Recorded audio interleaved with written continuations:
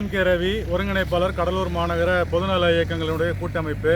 நாங்கள் எங்கள் அமைப்பின் சார்பாக கடந்த பெஞ்சல் புயல் பெண்ணையாற்றில் ஏற்பட்ட வெள்ளப்பெருக்கு, அதனால் ஏற்பட்ட சேதங்கள், வாழ்வாதாரம் பாதிப்பு குறித்து நேரில் கள ஆய்வு செய்வதற்காக கண்டக்காடு தொடங்கி கண்டரக்கோட்டை வரை கடந்த 22ஆம் தேதி கள ஆய்வு பணிக்கு வந்தபோது கடலூர் கஸ்டம்ஸ் சாலையில் வெள்ளப்பாக்கத்துக்கிட்ட இருக்கிற எனக்கு பின்னாடி தெரிகிற இந்த பாலம் பாருங்கள்.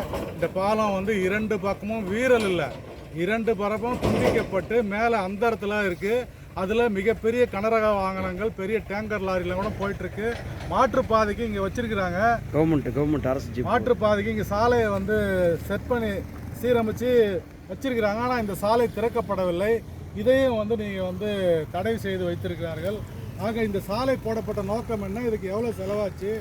அரசாங்கம் என்பது விரைவான போர்க்கால அடிப்படையில் வேலை செஞ்சுட்டு பணத்தை எடுத்துக்கிட்டு போயிடுறதில்ல. அது மக்கள் பயன்பாட்டுக்கு பொது போக்குவரத்துக்கு மிகப்பெரிய அச்சுறுத்தலாக இருக்கிற இந்த பின்னாடி தெரிகிற பாலம் நீங்கள் எத்தனை ஆண்டுகள் கழித்து கூட சீர் செய்து விடுங்கள். ஆனால் அந்த பாதையை தடை செய்துவிட்டு இந்த மாற்றுப்பாதையை திறந்து விட வேண்டும். இல்லை என்றால் இந்த இடத்தில் நாங்கள் வந்து உட்கார்ந்து சாலை மறியல் செய்வோம் என்பதை தெரிவித்துக் கொள்கிறேன்.